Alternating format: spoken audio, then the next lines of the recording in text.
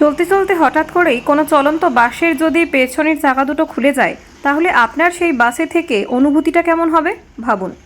সুতির আহিরন ব্রিজ সংলগ্ন 12 নম্বর জাতীয় সড়কের ওপর ঠিক এইরকমই অনুভূতি হলো 20 জন যাত্রীর। কোনো রকমে প্রাণে বাঁচলেন তারা। ঘটনায় কয়েকজন আহত হয়েছেন। শুক্রবার মালদার দিক থেকে বহরমপুরের দিকে একটি যাত্রী বোঝাই বাস রওনা দিয়েছিল। আয়রন ব্রিজ ক্রস করতে গিয়েই ঘটল বিপত্তি। বাসের পেছনের পুরো চাকার অংশটাই খুলে গেল। প্রচণ্ড শব্দ, কষে ব্রেক করলেন ড্রাইভার, ছিটকে গেলেন প্যাসেঞ্জাররা। বাসের গতি হঠাৎ করে থেমে গিয়েছে। পরবর্তীতে ঘটনাস্থলে পৌঁছায় আহিরন ফাঁড়ির পুলিশ ও স্থানীয়রা উদ্ধার করে প্যাসেঞ্জারদের। পুনরায় অন্য বাসে করে তাদের গন্তব্যে যাওয়ার জন্য সাহায্য করেন। একজন প্যাসেঞ্জার জানিয়েছেন তার ভয়ঙ্কর অভিজ্ঞতার কথা। মালদা থেকে আসছিলাম, স্টেট বাস বহরমপুরে যাওয়ার উদ্দেশ্যে গেছিলাম। যে আপনার ড্রাইভার মোটামুটি গাড়িটা 60-65 গতিতে ছিল।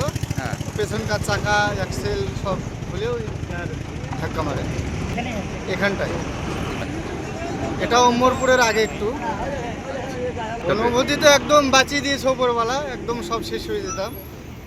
এমনি কেউ আহত হয়েছে? না, আহত মানে অল্প কিছু হয়েছে, বড় ধরনের ক্ষতি কিছু হয়নি। আপনার নাম? আমার নাম সাখাওয়াত হোসেন। ঠিক আছে।